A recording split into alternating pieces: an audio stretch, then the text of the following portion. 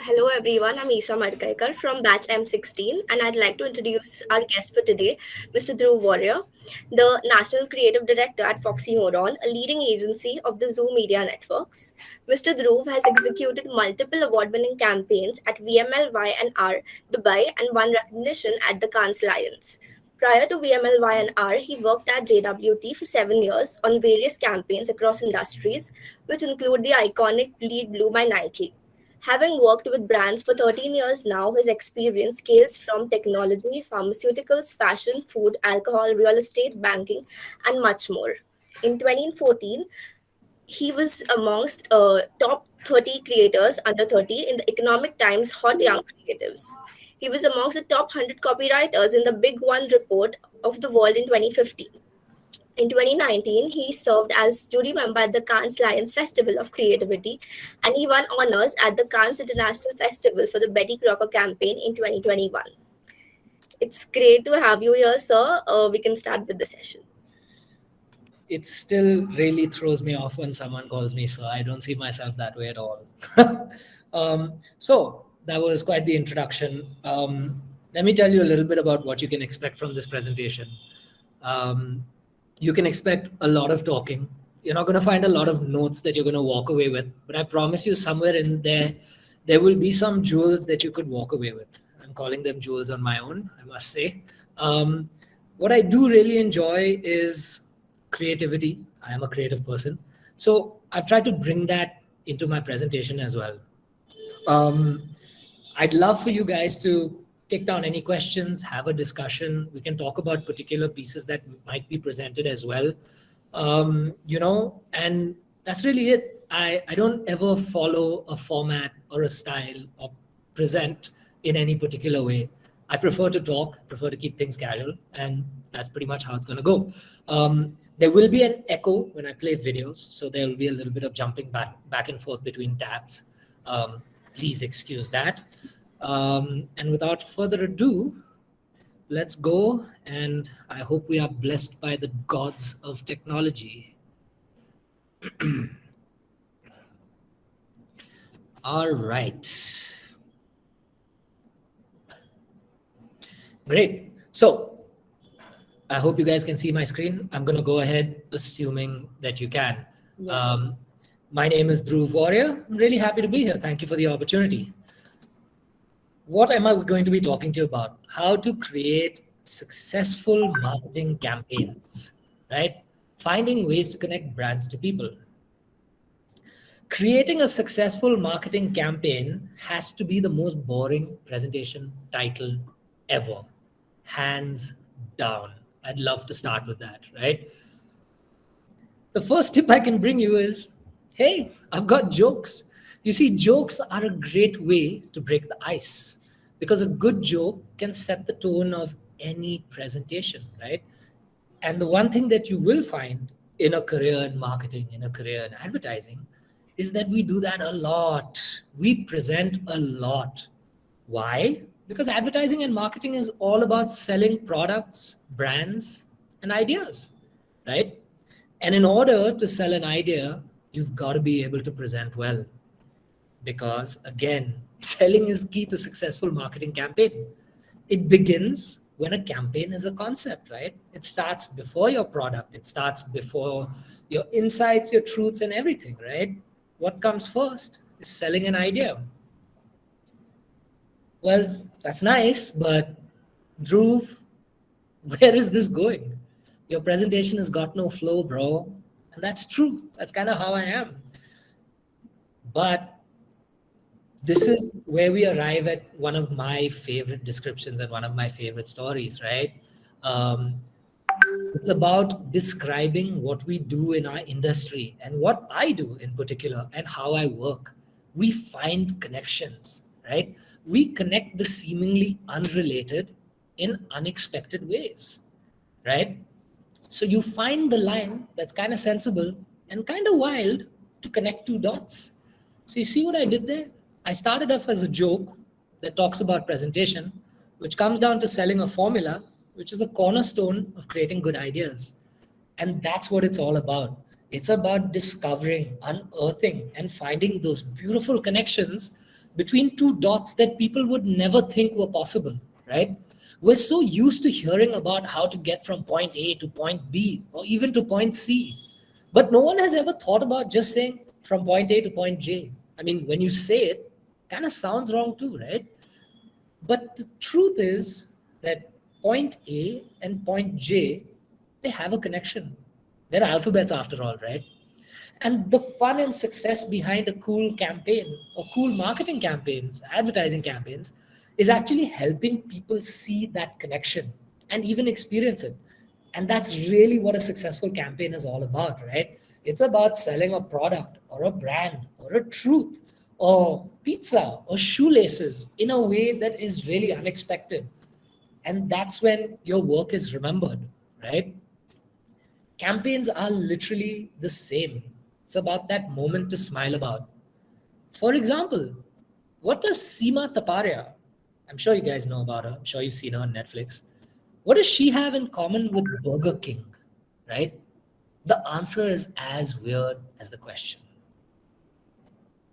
The answer is Valentine's Day, right? I don't know if you guys have seen the film. I'll play it for you. Feel like that slide is being deleted. I'll play it for you at the end. Let me just crack open and crack on with that. But the truth is that we did this beautiful activation with Seema Taparia, and it was all about selling Burger King on Valentine's Day. So since that slide's dropped, bear with me for a second. I'm going to play the video for you and share another screen.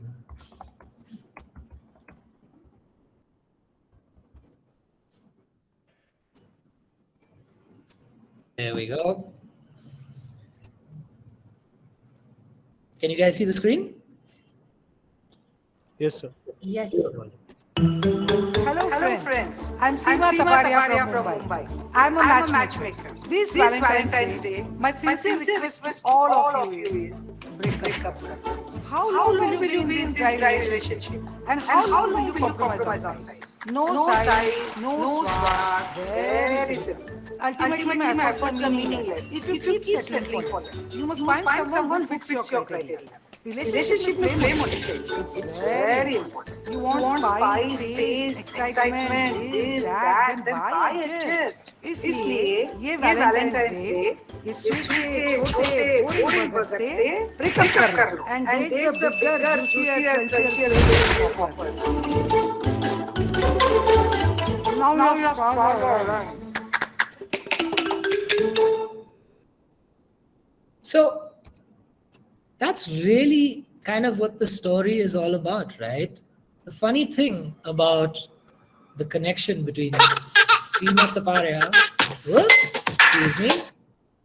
between Seema Taparia and Burger King was Valentine's Day, right? And it was really about creating that weird connection that nobody else would see. And that's what this is all about, making a connection. Because in today's world, where everything is hyper-connected, where everything's at your fingertips, where technology reduces the distance across the planet to a nanosecond, it's about finding a way to create a connection with people online. And at the end of the day, when you work for a brand or you work for a company, you have to remember that we're no longer able to talk at people or even talk to people, but we have to try and create a connection and create a conversation with them. And that's really what successful campaigns are all about, creating that connection between brands and people, right? And the truth is that in today's world, which is really, I feel, a creator's world, if you look at Instagram, you look at TikTok, look at Facebook, YouTube, look anywhere and everywhere, everything is a medium of expression to tell a story, right? So here's a little tip. It's about helping brands meet people. Because in this online world, as a brand, you have to ask for permission to be a part of a person's life. Products, campaigns, media, PR, data, technology, augmented reality, cohort, strategy, insights, UX, UI, BX, CX, all the jargon on planet communication sits in the space between those two words, brands and people. And all of those things are a medium, a canvas to connect the two people. The beauty of it is finding the weird connection and the weird way you do it, right? So let's look at these different types of strange, odd connections, right? For example, weird connections through media. MailChimp is a creative company that gives other companies digital tools to grow in their own creative ways. So when it came time to introduce themselves to targeted audiences, they did it in their own original way. By saying hi to the world with not one, not two, but 9 uniquely engaging experiences. They were all very different, but had one thing in common. They all kinda sounded like MailChimp. And they designed a paid search campaign so that no matter which experience piqued your interest, you'd find your way back to MailChimp. First, they caught the attention of cinema-goers when they released 3 short films in theaters nationwide. Mailshrimp, Jailblimp, and Kalelimp. Then they turned their attention to the music world. They made whale synth, a real musical instrument made entirely out of whale noises, and put together Veil Hymn, a musical collaboration between Dev Hynes and Brendan Cook that spawned a hit single and a sexy interactive music video. They gave nail art influencers a worldwide platform to battle for the ultimate title of Nail Champ, created hair and beauty trends like the male crimp and snail primp that were so ridiculous they actually caught on, and invented fail chips, an actual snack food made from crushed potato chips. They dropped amazing things into every part of culture, and then they waited for the right people to pick them up. Rolling Stone and Pitchfork featured Veil Hymn on their front pages and raved about them within hours of their release, leading to nearly 2 million streams. French Vogue, Paper Magazine, and The New Yorker couldn't get enough of the hottest hair trend, the male crimp. Whale synth hit the big time with industry insiders like experimental rock god Brian Eno. Nailchamp had an audience of over 1 million nail art fans. And then they gave away over 200,000 bags of fail chips, infiltrating foodie culture and inspiring recipes from famous chefs. You see, MailChimp knew that to reach a very specific audience, the most direct path isn't always the most obvious one. They also knew that if you made something unique enough for that audience, they'd search for it and make their way back to MailChimp, where the brand's message was clear. Doing things your way isn't really just more fun. It's good business, especially when you know how the internet works.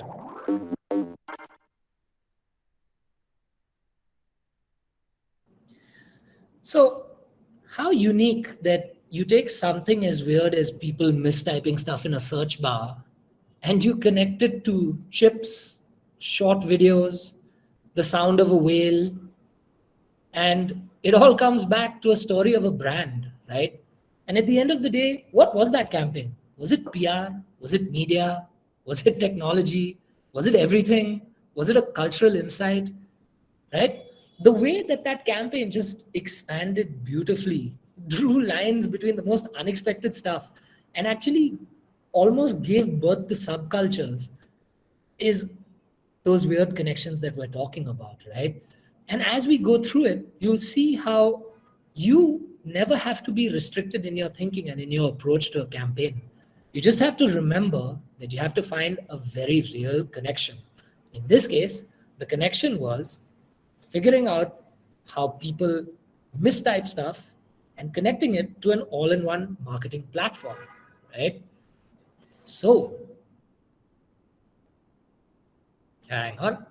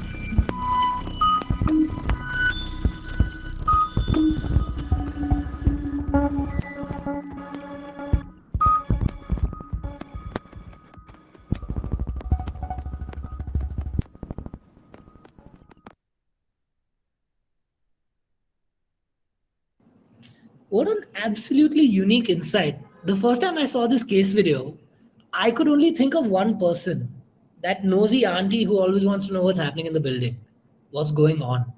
And they use that human truth to develop businesses and communities, right? Because you might be living in a building that has an alcohol shop, and you're like, what we actually need is a pharmacy. We should have a pharmacy here. So they just crowdsource that entire operation for a neighborhood to the people to whom it matters. And they said, what do you need in your neighborhood? And that little process of voting was what served up over 3,000 online banners and resulted in a whole bunch of people applying for new businesses and taking loans from a bank. What a weird connection, right? And again, this actually can qualify as media, right? What was the media? The medium was buildings. It was a traditional media. It was outdoor, and then your media became banner ads. But the story behind that and how you arrived at it is so much more interesting, right? Hang on, why does this keep happening? Oops, excuse me. I knew the gods of technology would not smile down upon me, but that's fine. Let's move on. What other types of weird connections can we establish? So what I'm trying to do is break down this presentation into terms that we're used to hearing in the industry, and then I'd like to take you out of that, from media and technology and innovation and culture to other things. I'd really like for you to expand your thinking and see what you can do, right? Because for me, that's the essence of what makes a successful campaign. In the 400 years since enslaved Africans were first brought to America, we've been told to go back. Quote, they should get back on a ship and go back to Africa. That we don't belong. Why don't you go back to Africa where you belong? Go back to Africa! Told by elected officials. Go back to Africa! Told more than once every 3 minutes online. But what if we could tell a different story about what it means to go back to Africa?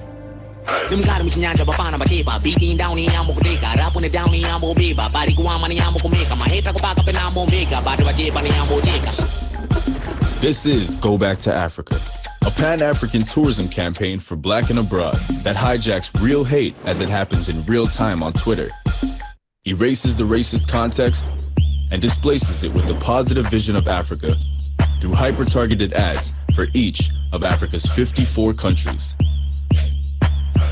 But we had another problem. For Black people to want to go to Africa, we need to be able to see ourselves there. And most of the people who appear in mainstream travel imagery are white. So we developed an algorithm that pulls hundreds of thousands of travel images from Twitter, Facebook, and Instagram, uses Google Vision AI to find the ones likely to contain Black travelers, analyzes and tags the content, and pulls them into GoBackToAfrica.com. A first-of-its-kind, socially sourced content platform of aspirational Black travel. From Algeria to Zimbabwe. This platform also becomes the foundation for a programmatic influencer marketing campaign. So if one of our millennial targets likes cuisine, adventure, and wildlife, they get a custom ad designed to help them see themselves there.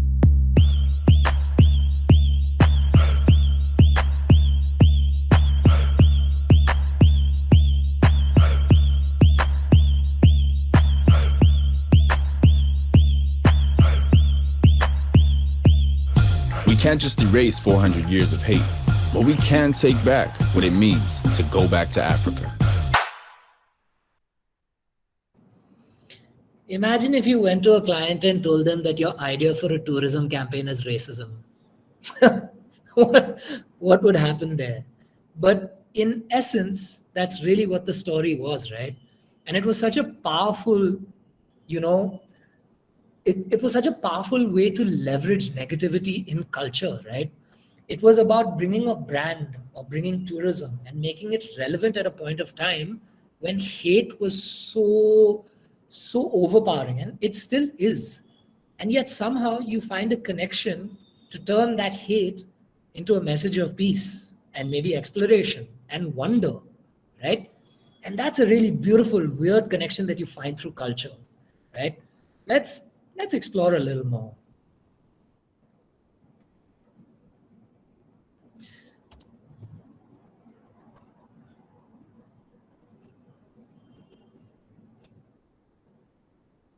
Several people posting videos burning Nike shoes. Nike is running straight into a political controversy. People are so angry they're burning their own shoes.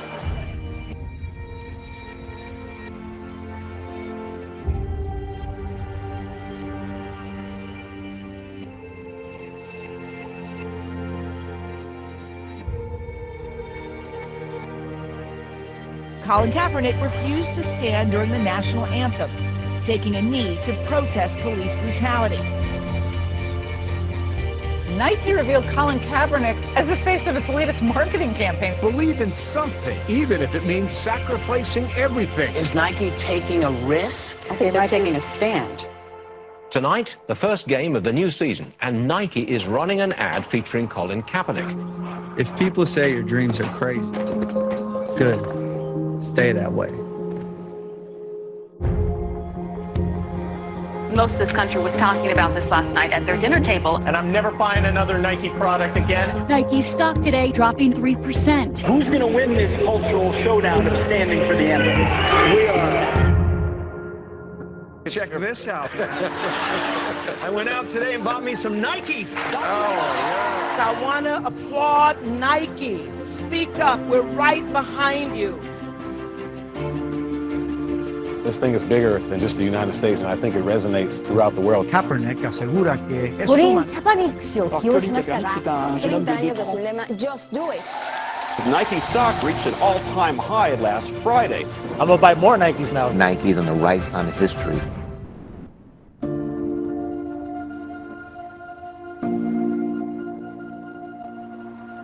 So don't ask if your dreams are crazy. Ask if they're crazy enough.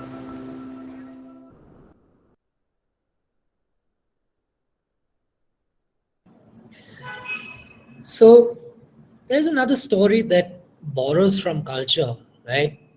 The real story is that it started with Colin Kaepernick, who you may or may not be familiar with, who was an NFL player, who decided that the national anthem of the United States of America didn't represent what it was supposed to.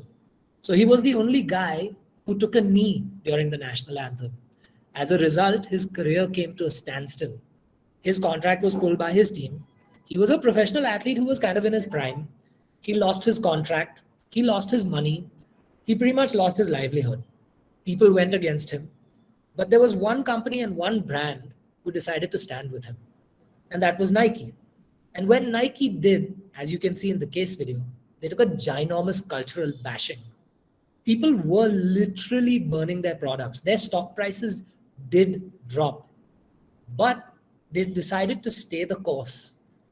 And the result was, it was one of their most successful campaigns ever. It was one of their most successful business quarters ever. And it showed that the brand believes in the power of people. And what's really interesting is that connection from sport to the connection of human spirit explored through racism is really interesting. That's another wonderful connection, because the belief behind Nike is if you have a body, you're an athlete, which in itself is so empowering. But when you take that beyond and you say that a sportsman or a person and their spirit and their belief for equality means so much more, then look at the connection the brand has made. They've stopped being a sports brand now, and now they represent something more. So that's a beautiful connection as well, right? And that's how we borrow from culture and cultural moments, creating connections that really matter. And that's really what your job is as a marketer, right? There will be so many points of time, right? We all know about in the moment marketing, off the moment marketing, reactive marketing, right? It's responding to what's happening in the world around you, that stimulus, and creating something engaging from it. But to be really successful, to be a winner, is where you find truth, where you find insight, where you find that connection that other people wouldn't necessarily see it, right? That's how we borrow from culture.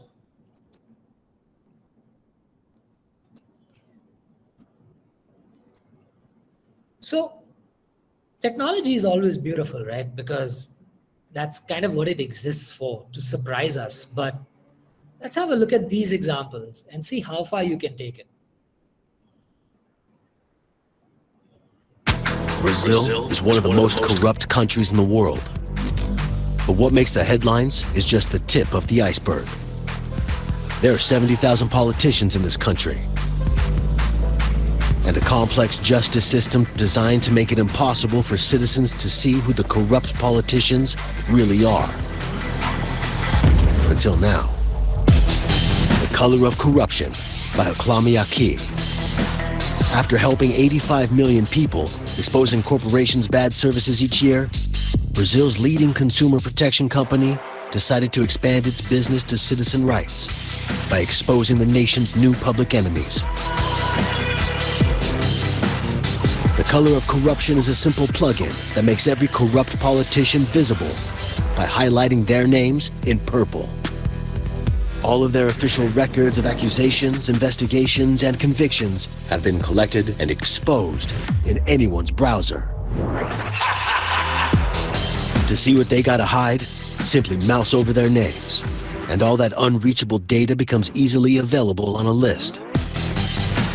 It works on every website, search engine, news portal,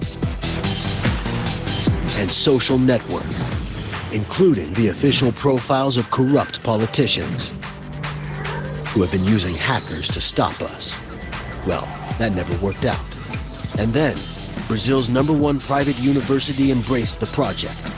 20,000 students are being trained to track all courts and update our database daily. So now, every new act of corruption will be visible instantly. The Color of Corruption. The only way to fight corruption is to make it visible. What an interesting use of a simple plugin, right? And kind of using it to expose corruption in your everyday life.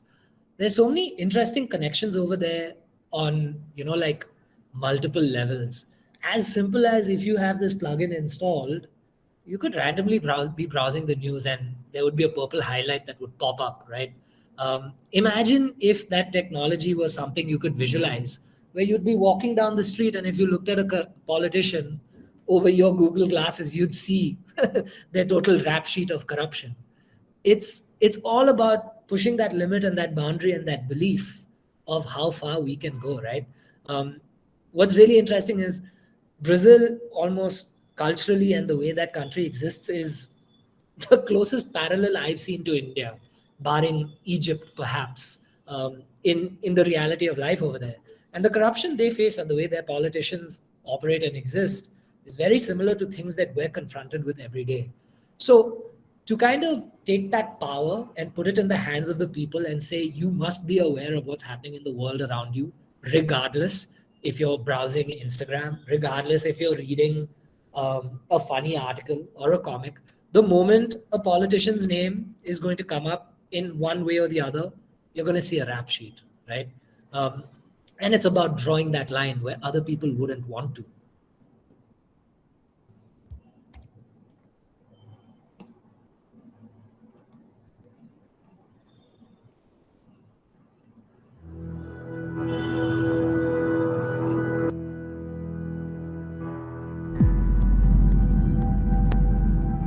एक kilometre 1.5 kilometre वो नीचे नाले में चले जाती हैं गाड़ी बड़ी बड़ी खाई है इस रोड पे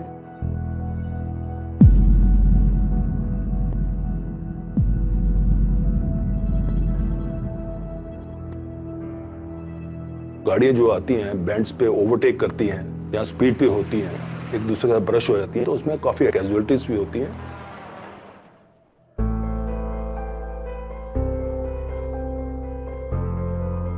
On the hairpin bends, nobody knows that what is coming from the other side at what speed. And if they don't know, they can't take any action depending upon that.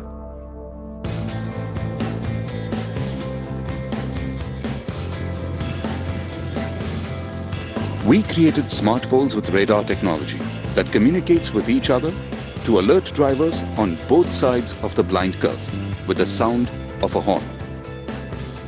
Humans instinctively react to sound, so it uses that concept to provide them input. The radar on the smart poles reads the speed of the vehicles and communicates with the smart pole at the other end. They alert the drivers on both sides by honking, indicating them to slow down and cross safely.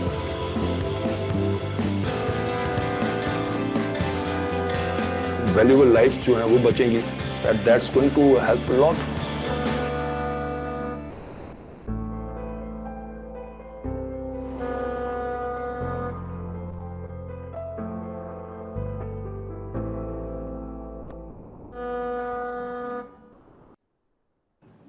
I think they honestly summarize the weird connection there themselves. Roads that honk, right? It's just that little twist in logic that allows you to find a solution that can save lives, right? On a blind turn, and you know how people are when they drive on highways and they drive on these roads. People get lazy, they don't blow their horn. Some people just don't care, right? So let's take the power out of their hands and put the power on the roads, right? Again, a beautiful use of technology to flip a narrative that we're so used to hearing about. Innovation. Innovation is like a industry buzzword that never goes away and nobody can ever fully define what it is because it's all encompassing in today's world, right? But for me, you know, all of these ideas could have easily fallen under innovation, but there are some, you know, connections that you draw that really make a difference and help people's lives. And I think you'll understand when you see these two case videos that I'm about to play for you, why I've listed them down as innovation.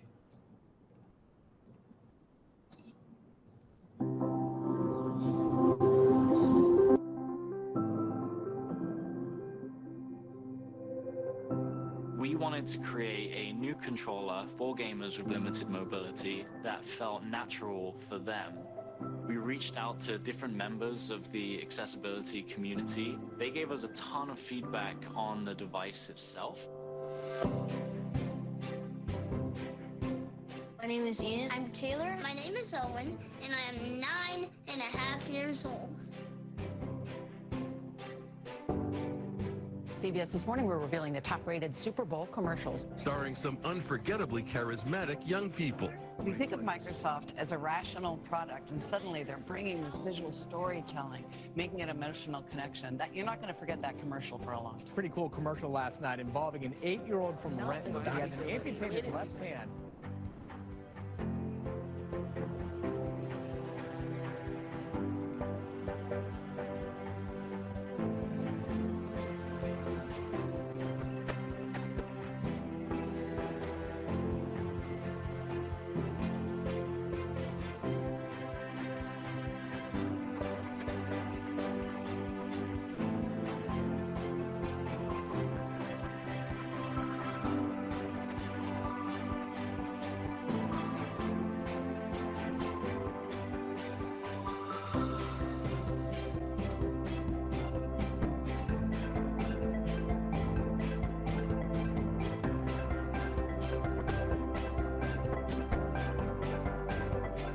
I just wanted to say thanks to my 20,000 subscribers.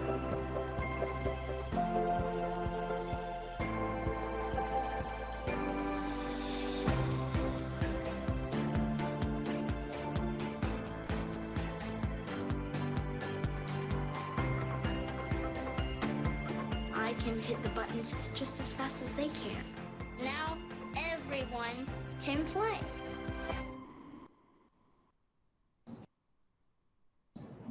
Absolutely beautiful, right? A story of inclusion. And that's really what innovation should be doing in today's world, right? You'd expect a tech giant like Microsoft to do this. But look at how far they went to find a connection, right? And look at the story they created. During the Super Bowl, they released a story about kids with physical disabilities who were not able to do something as simple as play a video game, right?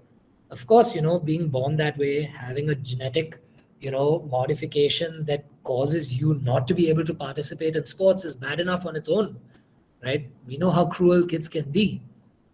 But by simply creating an opportunity for everyone to have a fun, inclusive video game playing experience is a connection that you wouldn't have expected someone like Microsoft to think of. Or maybe you would. And if you did, good on you. That's honestly what we should be expecting of our bigger brands, to do better for people, right? I was really fortunate because I was at Cannes in 2019 and I got to see the controller live and interact with it. It's absolutely beautiful. And they've thought through the design so well that even the box it arrives in is created so that it's easy to open, easy to tear away, easy to remove, right? Setting up the controller and playing with it, extremely easy, right? So it's all about how video games can start a movement of inclusion. What a weird connection.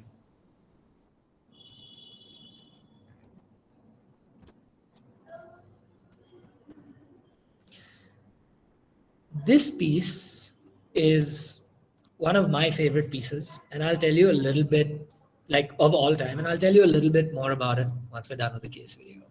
Hi, I'm Eldar, 32 years old. Although I have cerebral palsy, I do everything I can to conduct myself like everyone else. But in my own home, of all places, I'm surrounded with furniture crying out, cripple. I'd like to sit on a regular sofa without being afraid I won't be able to get up, to open a regular closet, or even to turn on a regular lamp. 1 in every 10 people in Israel is a disabled person. The IKEA design vision gave birth to the Disables Project. Smart hacks making IKEA's best-selling items accessible. The project was created in collaboration with 2 NGOs, Milbot and Access Israel, and started off in the IKEA store with a hackathon of product engineers and disabled people that enabled better understanding of their needs. In the end of the developing process, 13 new products were born, each solving a different accessibility issue, such as sofa elevating legs for easier ascending, lamp button enlargement, special handles for PAX closets, and more. The new products are presented in the world's first accessible living spaces in the IKEA stores. The new models are available for download from the project's website, disables.com, and 3D printing anywhere in the world. So that Eldar, Dina, Pavel, Inbal, Moshe, Tahel, and Liel can also feel comfortable in their own homes like everybody else. Now they should come up with products that assemble themselves. So here's a really cool story. Eldar is actually the creative who worked on this idea. He's the writer for the agency, and he came up with this idea. I know this again because it was at 2019. He came on stage, we heard him talk, and it was absolutely inspiring, right? And over here, the connection is as simple as the first frame on that case video, right? None of us would ever think twice about being able to get up from a chair or get up from a couch, to open a door, to turn on the switch of a lamp. But the truth is that there's millions and millions and millions of people around the world who suffer from cerebral palsy who can't do anything about it. So, that's the connection that you make, where you take something for granted and you say, you know what, that's not the scenario for everyone else. And you find a solution and you draw a line. And what better client to do it with than IKEA? So I'm going to reach millions of people around the world and could probably change a whole lot of lives, right? So you can see how, as the presentation is like unfolding, as we explore work, that these weird connections kind of supersede everything that comes under marketing and under advertising. Whether it's about identifying who your target audience is, whether it's about figuring out which media you want to use, whether it's about deciding whether you want to go on social media, create a piece of technology, or give someone a wild gaming experience, right? At every single point of time, there's an unusual connection that you create. And that's how you create a successful campaign, right? Because the moment your idea lands upon something, everything that comes along with an idea, your marketing spend, your media spend, your PR campaign, everything around it has to support that idea.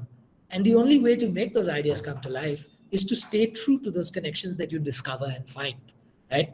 And that's honestly why I said it's one of my favorite ways of describing what I do at work. I'm a writer, yes. I'm a creative director, yes. I'm an idea guy, yes. But what we really do is find a weird way to join point A to point J, right?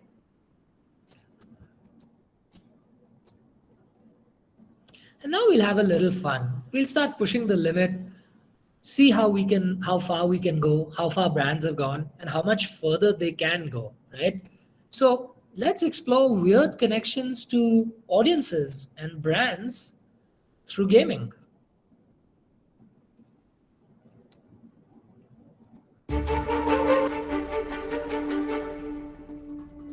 FIFA is the largest sporting franchise in the world. For our Xbox business, it is one of the most important launches of our year. How do you advertise for a product without even being able to show it?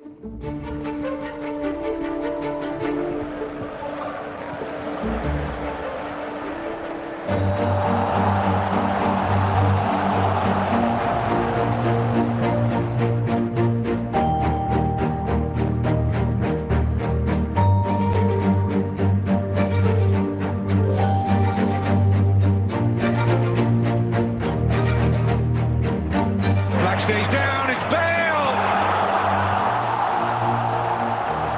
Well, that absolutely settles it.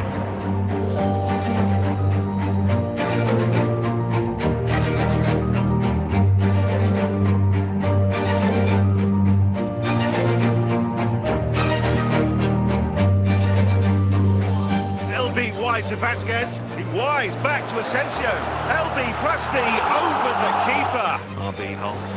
Quick LB plus X, Marcelo P out for a Bayern corner.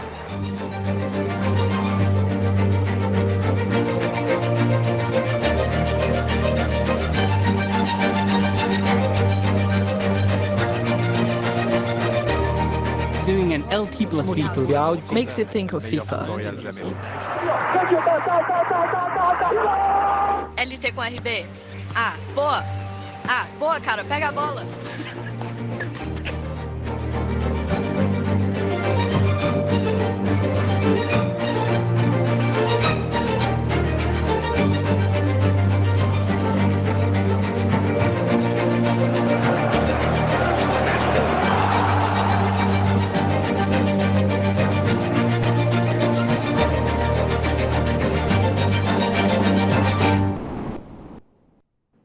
Wild. I love that idea. I'm such a massive football fan, and that idea just makes me laugh all the time.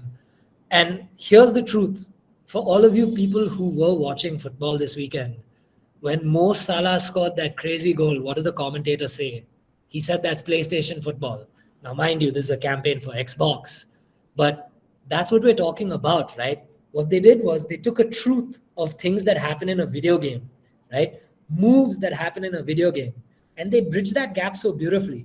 I don't know if you were paying attention to the commentary over there, but every time something happened in the game, they were actually calling out the controls to do that. So LB Alpha, things like that. And that was beautiful because then everyone culturally just adopted it. That Maradona goal, beautiful. That wasn't something that Microsoft did. That was people taking over the campaign, right? So over here, gaming has drawn the weirdest line ever between the problem which started off as Microsoft couldn't talk about FIFA because somebody bought out all the rights, and they connected it to real-time culture and then connected it back to games, and it kind of took on a life of its own. But at the end of the day, Microsoft's launch for FIFA was absolutely gorgeous, right? So again, everything that happened around that, like I was saying, is a subset of finding the weird connection, right? So I guess the point I'm trying to get at is don't ever be restrained or restricted, right? And that's the joy and beauty of marketing and advertising and creating those campaigns. It's about whatever specialization you choose, there is the way that people will tell you to do it. And there's a way that you can push the limit and do it better, do it differently, and do it in a way that's memorable. In this case, you could be a part of culture, right? That's beautiful. If a marketing campaign does that, I don't think anybody's going to tell you it was not successful. So let's keep going and see how far gaming pushed the limit, right? All right. Love this.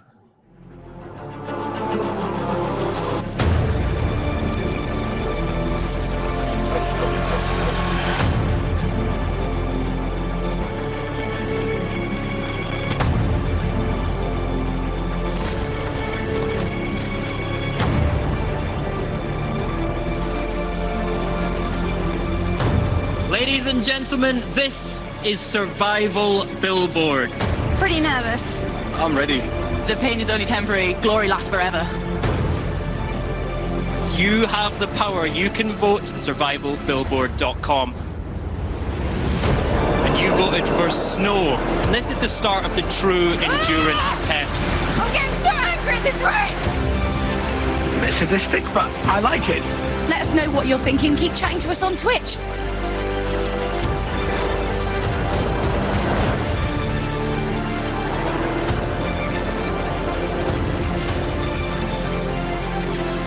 They will be suffering from genuine fatigue at this point. I underestimated the challenge. That's it. I'm done.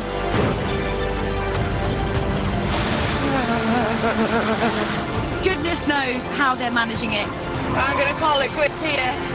They have been up there for an incredible amount of time. Our contestants have been through the elements.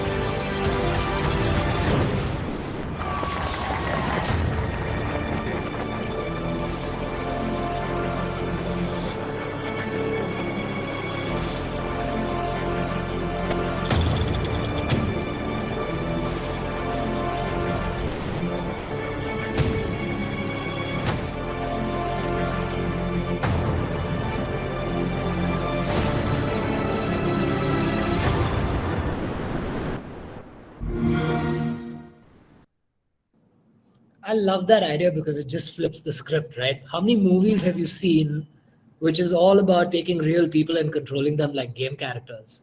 Well, let's take that and do it in real life, right? And then give the power to the people to torture these poor contestants. I got goosebumps watching that. I always do. There are beautiful human moments in there, you know, when the second last person walks over to give the winner a hug, the support that people get behind. But we're talking about successful marketing campaigns. The one thing that really stood out to me over there in the results was that the average amount of time people spend staring at a billboard is 8 seconds. And the average amount of time people spent interacting with this billboard was 8 minutes, right? And that tells you something. That's like a weird connection. You want to launch a game, and instead of doing your launch in the virtual world, you take characters from the real world, put them in a game scenario, and you're like, we're launching Tomb Raider. Wow. Like, again, look at the weird connections and the lines that were drawn. The results speak for themselves though, right? You can see that so clearly. And this is exactly what I was talking about in the previous, you know, and about the previous ideas. So now let's get a little more strange because we've come out of technology, gaming, etc., etc. I just want to present a few more things and then maybe we can get into a discussion. Right. Oh, we've got one more gaming idea. Great.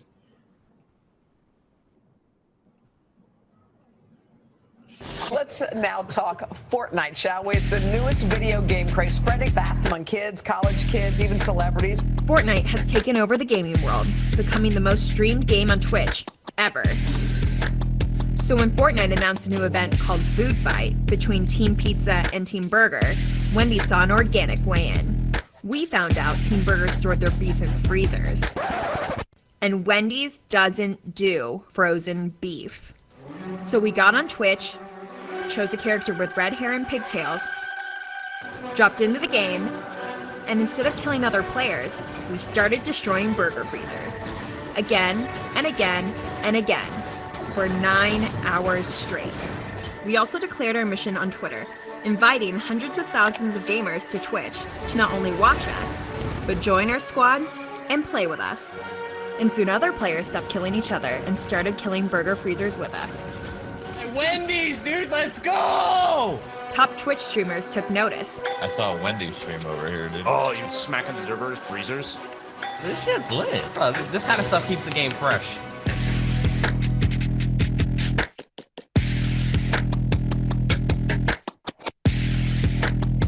News outlets were talking about it.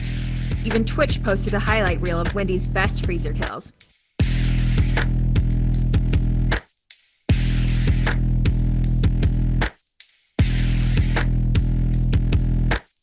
But most importantly, the game developers removed the freezers from every burger restaurant, meaning Wendy's had rid Fortnite of frozen beef forever.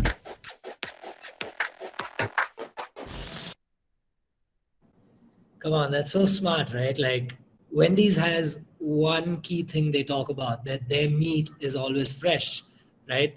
It just so happened that in Fortnite, they were doing burgers versus pizzas. So Wendy's literally changed the game, right? The developers forever removed freezers from Fortnite because that's all people were doing. Instead of doing burgers versus pizza, they were running around with Wendy's. Funny story, I was at VML YNR when this campaign came out. I got to meet the team who worked on this campaign, and our global chief creative officer, I was talking to her and she told me, she was like, I was walking through the office one day and I saw a bunch of guys sitting in front of a TV with a PlayStation. And I just asked John Cook, who is like the CEO of VML YNR globally, it's like, what are they doing? And he's like, oh, they're playing Fortnite, right? What a cool scenario to be in. And this is what they were doing. There's one guy who just got up, he was like, so this thing's happening on Fortnite, let's create a character and let's do it. That's how this campaign was born. It wasn't planning. It wasn't years of data and research, months of data and research. There was no brief. It was a spark of, something special that happened inside. And someone was like, oh, hey, Wendy's is all about fresh meat. Let's mess up these freezers. And that's a weird connection as well, where you take a real world proposition into a virtual world where it doesn't have any place to belong. And somehow you've made that conversation go into the gaming world and give you value in real life. Those are some pretty interesting connections, or weird connections to make over there, right? There was also no special character design for this Wendy's characters. It's all part of your character design that exists within Fortnite, right? So it's literally about, just going, seeking out the weird and following through on it.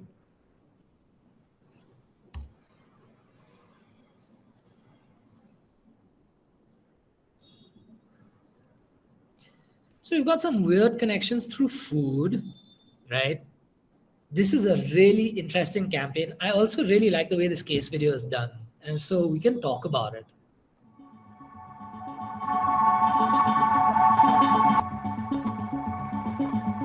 These seeds can grow healthier and tastier varieties of cereals, fruits, and vegetables, but they are illegal, as are 97% of varieties. Why? Because in Europe and almost all over the world, the official catalogue of authorized species dictates which seeds are eligible for sale and cultivation. This is the law, and any infringement is sanctioned by heavy fines. Oddly enough, almost all the authorized species belong to the agrochemical industry, hybrid and pesticide-resistant seeds developed in laboratories. A lucrative deal for them, a disaster for taste and biodiversity. To change the law, Carrefour, the French food retailer and leader in Europe, has decided to defy the law. Carrefour presents the Black Supermarket.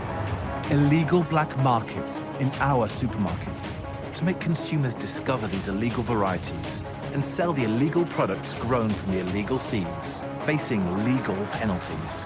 We created a campaign to show the absurdity of the law, recruiting farmers all over France to join the protest movement. Then we signed a 5-year commitment with them, creating a real sustainable network. Our petition to change the law received over 85,000 signatures. There was almost no media in France that did not speak about the black supermarket. Le fruit défendu dans un supermarché, Carrefour. Carrefour se lance dans un marché interdit. Even Carrefour's worst detractors were amazed that a big bad retailer would break the law for a good cause. C'est un événement majeur. C'est un message politique très fort. And finally, after 8 months of intense legal battle, in April 2018, a new law was voted, allowing farmers to grow their seeds free. After 40 years of prohibition, a big win for farmers, consumers, and biodiversity.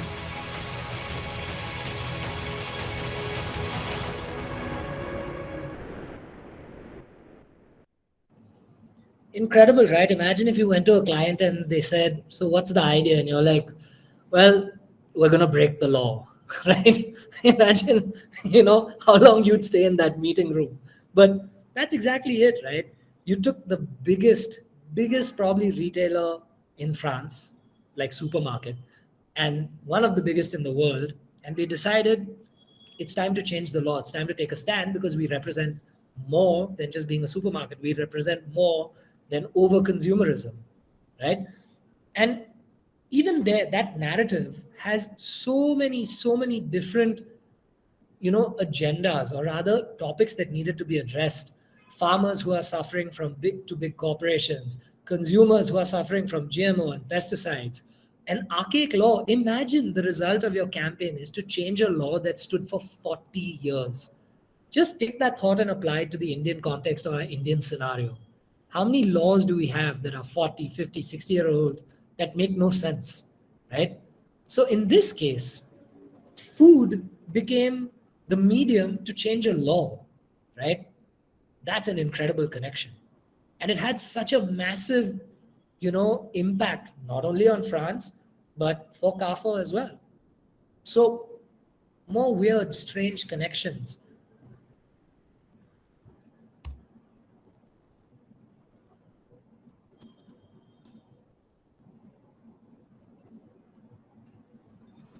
Finance, right? Something that you'd expect to be pretty safe, doing an okay job. Not anymore. In 2018, the United Nations released an urgent report emphasizing the need to cut carbon emissions in half by 2030 in order to avoid an irreversible climate crisis. The average consumer in Sweden causes around 10 tons of carbon emissions each year, of which 60% is linked to consumption. Later in 2018, Doconomy, a Swedish fintech, took on the challenge and launched Do, a mobile banking service for everyday climate action. The Do app is connected to a credit card that enables users to track and measure their carbon footprint from each purchase and to compensate for its impact day by day. This spring, Doconomy took its fight against climate change one step further by adding a premium credit card to its offer. But instead of introducing a premium credit card with the typical benefits that encourages further mass consumption, Doconomy did the opposite by launching Do Black, the world's first credit card with a carbon limit. Simply put, it's the first credit card ever to stop you from overspending. Not based on your available funds, but rather on the levels of CO2 emissions caused by your consumption. Do Black helps you track your climate impact and ensures that you reduce it by 50% in line with the UN 2030 recommendation. The core purpose of Do Black is not only the ability to measure the impact of your consumption, but also bringing it to a direct halt, making it a radical tool against climate change. For years, credit cards have put a limit on our credit. Do Black puts a limit on our impact.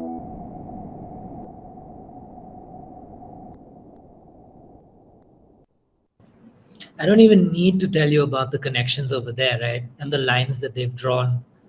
I just think it's so bold for a fintech company to tell people to spend less. I mean, that's the essence of what drives that industry forward.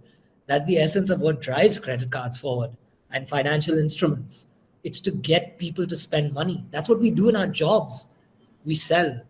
And here we have a finance institution telling you, we're just going to stop you from spending because what you're doing is destroying the planet. That's a bold connection. And that's a strange connection. And again, probably another proposition that will get you kicked out immediately from a meeting room. But don't let that stop you. You've got to go and present these ideas, right? Let's get going. Oh, wow, it's 5:10. All right. Okay, we've only got a few more slides to go, so that's good.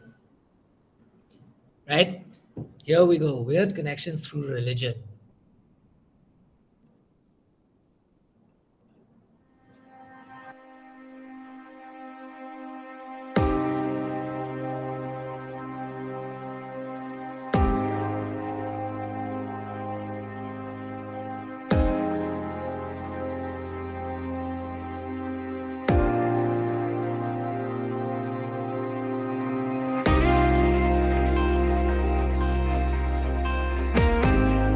According to leading theologians, the Bible and the Quran have similar teachings.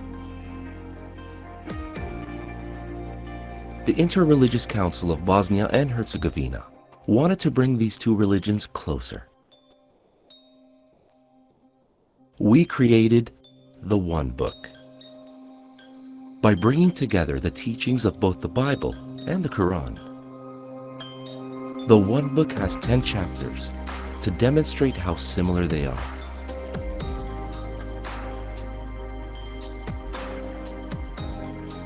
Verses from the Bible and the Quran were printed next to each other, focusing on topics such as one God,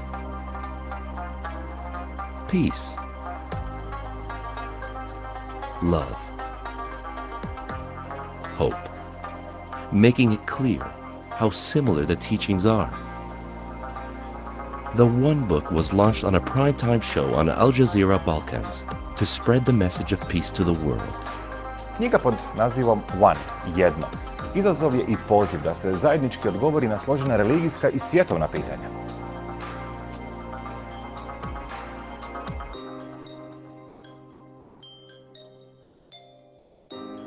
The book was sent to influential leaders, including Pope Francis and UN Chief Antonio Guterres.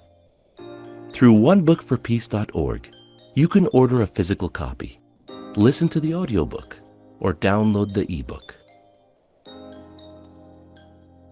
And join the conversation about how there's so much more that unites us than sets us apart.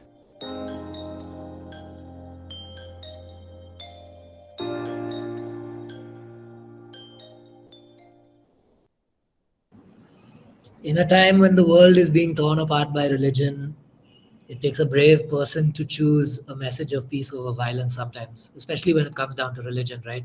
I was very fortunate to work kind of closely with the team who did this project, very fortunate to be around the team and support them.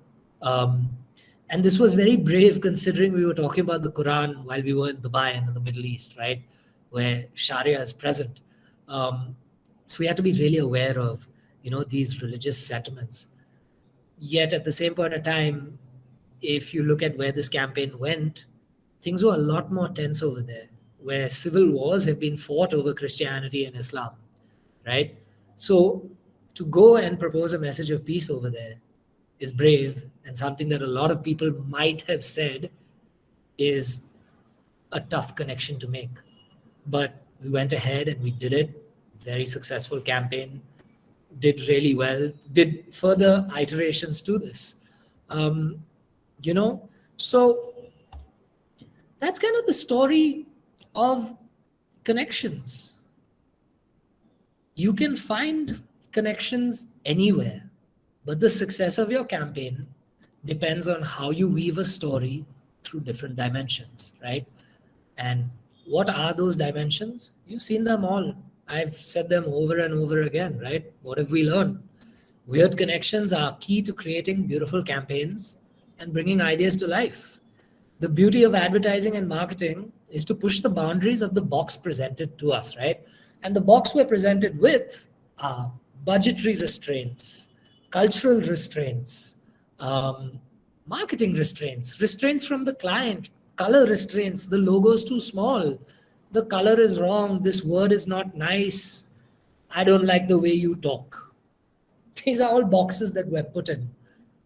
But how far you can expand that box, right, is how far you can create a different connection. And it's very strongly linked to the success of your campaign, right? And as I said earlier, media, PR, social networks, technology, stunts, innovations, truths, insights, data and research, these are all just canvases to enable you to create ideas which make your brands relevant to culture, life, and most importantly, to people, right? Which goes back to what I was saying at the start. The most important thing between finding these weird connections is to draw that line between brands and people. And in between, we have a beautiful mess and beautiful restrictions that we can play around with and explore. Which brings us to the end. Thank you very much for your time. If you have any questions, any comments, let's have a chat. Hi. So when you showed all these campaigns, this is just like a thought, like in the real world, how feasible it is to, make a campaign that challenges culture or, that speaks against, for say what happened with Tanishq as well. Like it became a fiasco and it didn't turn out. So like, don't you think it's risky at times, or like how feasible is it in the real world to do something like this? I mean, all of these campaigns are real world campaigns, right? And that's Correct, the reason I put these out. Like as much as Tanishq lost because they chose to back down, they could have gained, right? The best example is to see what happened with Nike. People were protesting Tanishq. People were not burning their products. People were not tearing down their stores. And it takes bravery to stand for something that you truly believe in. I think the question I'd ask you is, did Tanishq suffer more from backing out or by taking a stand?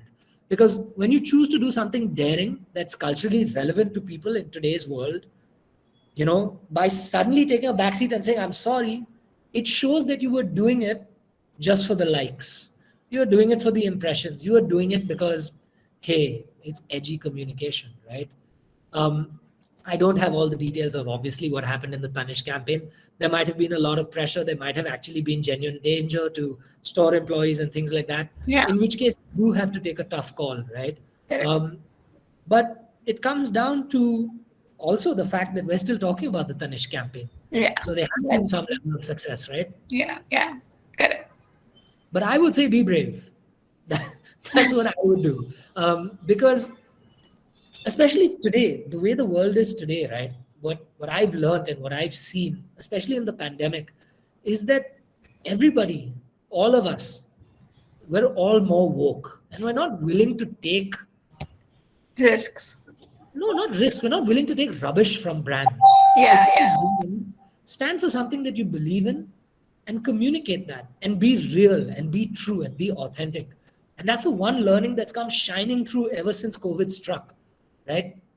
And to do what Tanishq did is to really court kind of death in the eyes of the consumer, I feel. Of course, everybody totally resonates and understands why Tanishq did what they had to do and what backlash they faced. So you've got to, it's a toughie. Yeah. All right, sir. Thank you.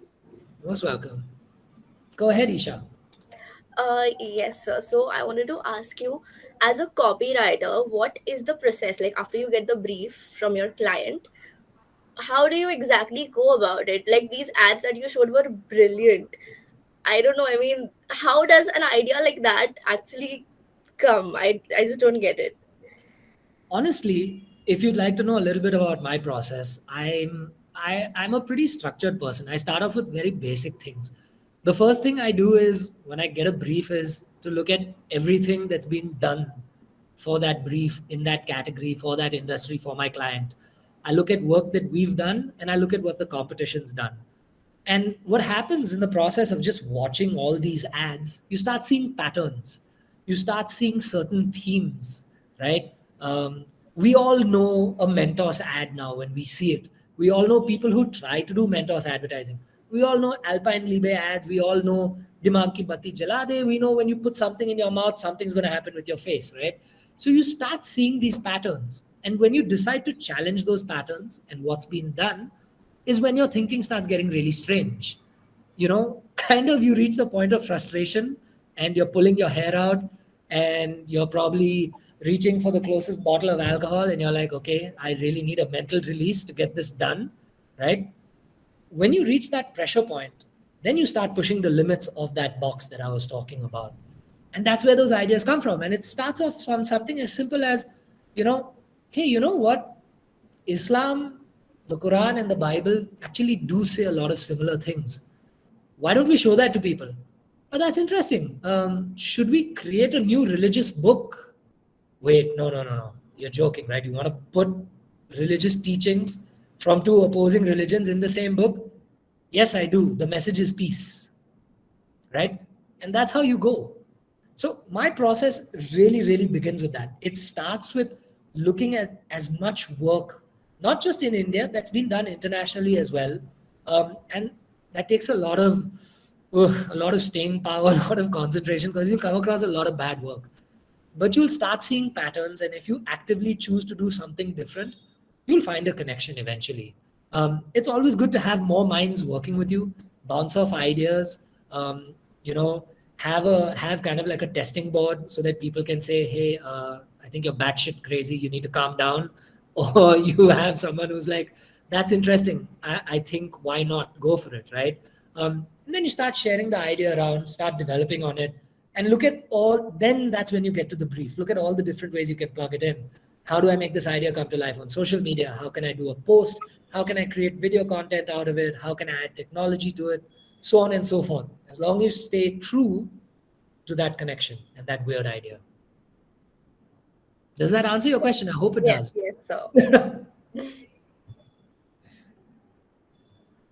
So another thing, do you read a lot of books or you watch a lot of content? What helps in, creating that?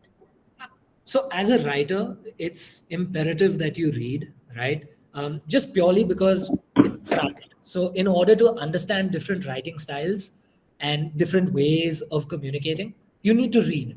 I read a whole bunch of stuff from technology blogs to manga, right? I read it all because there's different ways to communicate with people. There's different ways to find ideas, right? Just for example, there's this crazy manga called Biomeat, and it's all about how they created a parasite that eats junk and people can eat that parasite. So they kind of turn garbage into food which sustains humanity, but the parasite goes crazy and starts eating humanity, right? Really interesting concept over there. Something to propose, to play around with, right? So yes, I read a lot. Unfortunately, by nature of our job, we have to consume a lot of content. You need to know what's happening in the world. You need to understand trends. You need to understand people. You need to understand the market, right? So there's a lot of, and when we say content in today's world, pretty much anything is content. A blog is content, a video is content, a report from KPMG is content, right? And all of these little pieces of the puzzle, the more you consume, kind of help you see patterns where you would not see them, right? So yes, but please read. It's amazing. It builds your concentration, builds your vocabulary, exposes you to writing styles. So important. Helps your basis of communication. Yes, sir. Thank you so much. Ria, please go ahead. Good evening, sir. My question was again around the Tanishq idea. It's basically because that was the most recent backlash I know of. Do you think so brands are not aware of this backlash coming their way, or are they really ready to take the risk? Because how much does it actually affect their commercial business? Because people are still talking about the brand, and if brands like Tanishq at the level at which they are, or like any other brand who takes risks, if they wouldn't take risks, then who will? So do you think they know of how much backlash they're looking at, or they just go in No, of course. You always plan, right? Like when you're doing a campaign like that, you always plan for risk. You understand that there is going to be some sort of backlash. You can never predict human behavior, human nature. So you don't know what's going to happen. In terms of finances, it's a different story, right? Because negative comments and online hate is a different type of ROI. It's a different type of investment that you're talking about. It's about brand love, right? And India especially is like a different beast altogether, because it doesn't matter what the majority of the people think. If you irritate the wrong type of political leaders or political parties, you could land your business into hot trouble, right? The downside of that is exactly what you're talking about. Brands have, I feel, maybe they take less risks nowadays, and fairly enough, if you're talking from a purely business oriented point of view. However, I do also believe that, at the same thing, what I was telling you about what's happened in the last 2 years, people are seeking out authenticity. They're seeking out brands that are real. You want a brand that's better for the environment, that's not, using child labor, that's not testing on animals, right? These are all conscious decisions every single one of us is making. And I know every single one of us is, right? Even on this call, I can see you guys nodding your head, because these issues connect to you. So that's the other thing. The brand runs a risk of losing that connection with you guys. And you guys are the important ones, right? You guys are like the future of the country. So there's no real clear answer, Ria, to your question, honestly. Are brands aware of risk? Yes. Are brands becoming more risk averse? My personal opinion, yes, I do. Why? We all know the cultural and political climate. That doesn't take rocket science, right? You just need to read the newspapers, read what's going on, and you figure it out. Does it have an impact on business? It can have both a negative and a positive impact on your business. Actual terms of numbers and sales, I'm not sure so much. In terms of brand love and where it counts and being out there and spoken about, yeah, definitely, right? So do you know of an example where a negative publicity for a brand has gotten it more commercial value? Yeah, Nike case study, right? Right. They went from plunging stocks to plus 7% in a quarter, right? Plus 7% on your market translates to millions and millions of dollars. Honestly, that was Nike's probably most successful quarter in a long, long time. So yeah, that one. Yeah. And that's not to say things are any different in the political climate in the US. Yeah, they have more boundaries, they have more restrictions, they have more protection. But as you can see how they've kind of, how the right to freedom plays its part, right? On both sides of the narrative, where Nike, you're anti-national versus this is what America's all about. Right. Thank you, sir. You're welcome. Harihan, go ahead. Yes. Good evening, sir. So my question was regarding the camping or the video we saw about the Tom Raider. So my question is, like, how risky is it to make something? I mean, there are certain people and they're actually risking their life. So don't you thought, did any thought comes in your mind ki, this might can go wrong, or there might can be backlashes from the consumer audience or the people? So how actually risk you guys take while you plan some marketing or such kind of a idea? Look, the thing is, whenever you do one of these campaigns, there are multiple internal checks that happen. And it's never just like you start with the idea, and before the idea ever reaches the client, it's probably been discussed and discussed and discussed and discussed and run through a whole bunch of checks, right? The point is taking a risk that's going to make a difference, not just to your clients, but to culture at large, right? And that's not to say that's all the work that's happening, right? It's not all about risk. It's genuinely about making that connection, right? These campaigns that had that element of risk in them, the truth is they wanted to do something better for their communities at large, right? They either wanted to uncover corruption, or they wanted to spread a message of religious peace. They wanted to talk about equality. They wanted to talk about inclusion, right? And you've got to keep an eye out of what's happening in the real world and how you want to position your brand, right?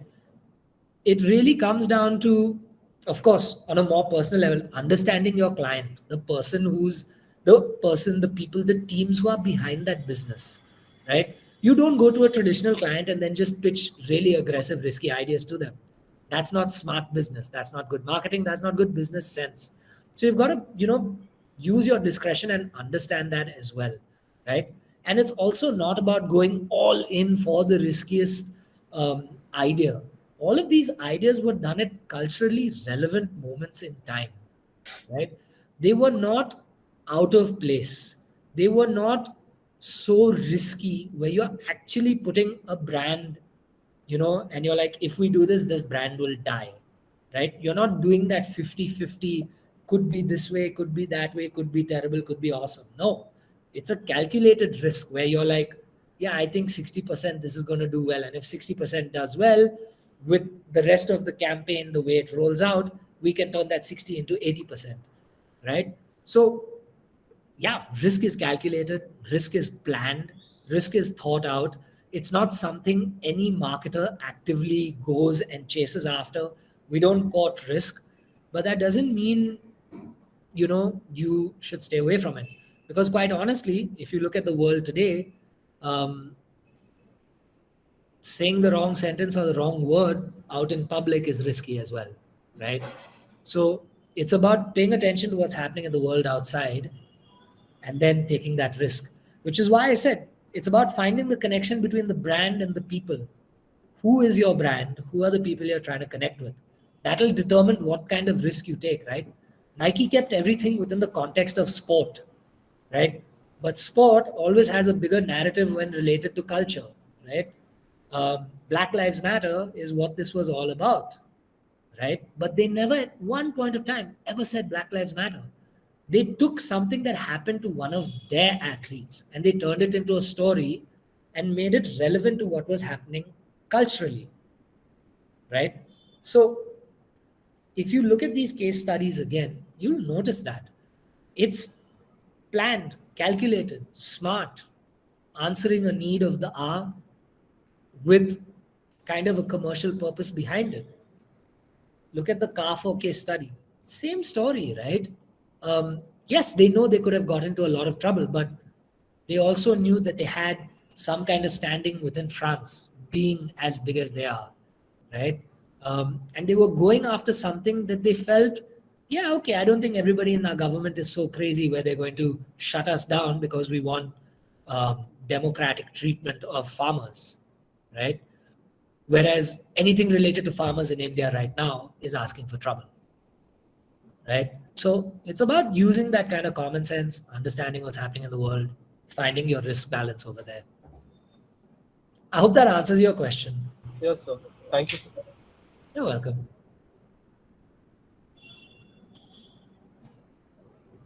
Hi, so if I may ask a question. First of all, I'd like to say I'd really like the entire session. It was very informative and pretty interesting. So I just wanted to ask, like, from all the campaigns that we saw, and we saw that a lot of campaigns, a lot of brands used, a lot of innovative ideas. Like if we take Fortnite, for example, that was something that was already existing. And even like, when you notice a lot of the European brands or American brands only opt for such stuff, and Indian brands haven't yet reached that level. Is what I feel. And even if a lot of companies do opt for marketing part of it as well, it's like the roads that honk was like a more of a CSR activity from as far as I remember that campaign. And even if you see the equal packaging that came out from McDonald's for their this thing. So so is it like the brands are not willing to opt for a more creative way, or are they opting for a more traditional way of marketing? And my second part of question is that So over the years, also because marketing is changing so dynamically, what do you think where India comes in when we talk about experimental marketing? Because I think the most iconic one that I remember is when IKEA launched in Hyderabad and they had a whole rickshaw ride with AR and VR technology. So these are like two of the questions that I had. So in terms of advertising, especially in the digital world, I think you need to like kind of peel back a little bit and look at everything that makes successful digital advertising, right? When it comes down to data analysis, media marketing, influencer marketing, look at the work that Netflix is doing. The stuff that India is doing is miles ahead of, I feel, 90% of the world. The amount of content that's going out from India is crazy, right? The way brands have just adopted augmented reality filters is like it's expected, right? And it's so normal for us that we don't feel it's innovative. But the fact of the matter is there's 90% of the world that hasn't even got to the point where something like this, well, 90% is just me saying it, but there's a big chunk of the world where they haven't gotten to this point where this level of integration and advertising is just a given, right? I'll give you a great example of beautiful marketing innovation that I love, something that happened 2017, 2018, 2016, right? Are you familiar with INS Vikrant?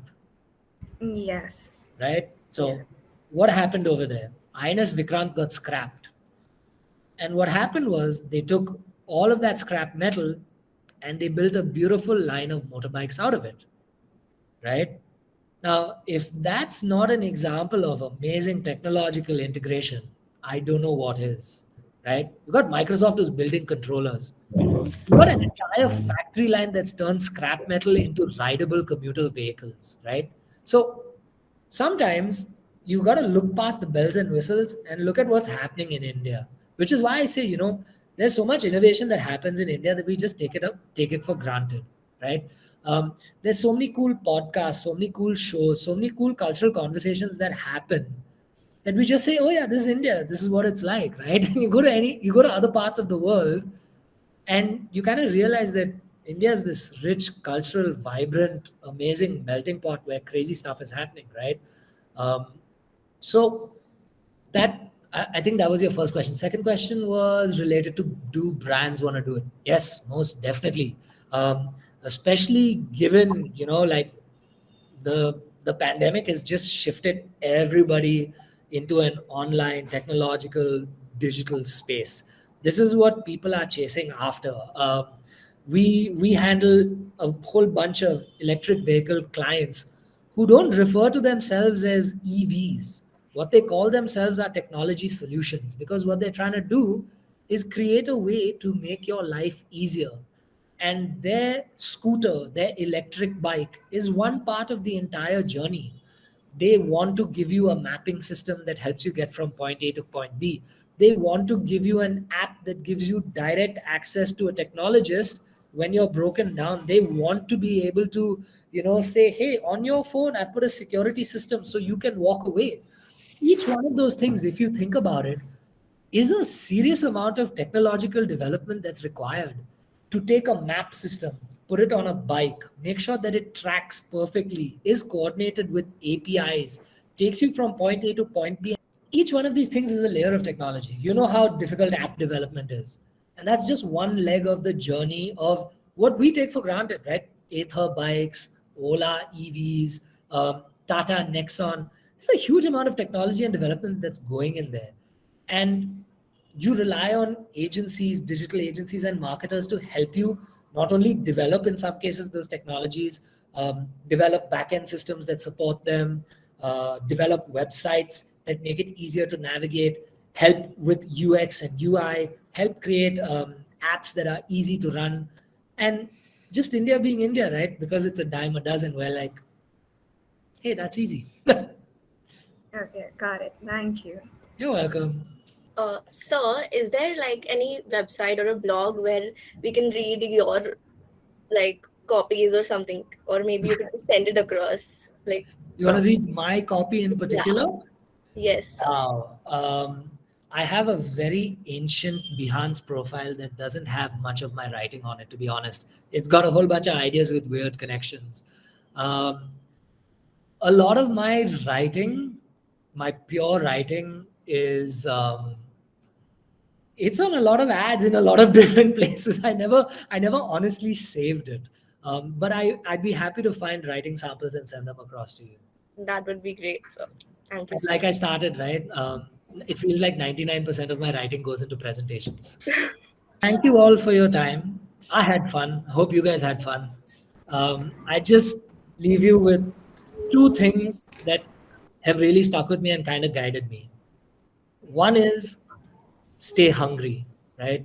Just no matter what people tell you, stay hungry. Challenge the convention, challenge those boxes, find the connections, go for it. It's fine, right? It's fine. You fall down, you fail, it's fine. Stay hungry.